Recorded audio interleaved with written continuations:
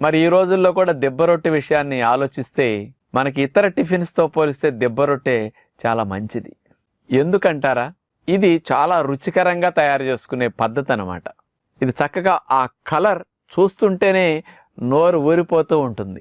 అది ఆవిరి కూడా చూస్తే నోరు ఊరదు, ఎందుకంటే ఒట్టిగా ఆవిరిలో ఉడుకుతుంది కాబట్టి తెల్లగట్లా కనపడుతుంది. అదే దిబ్బ రొట్టె అనేసరికి వెన్నపూసతో కాలుస్తారు దాన్ని.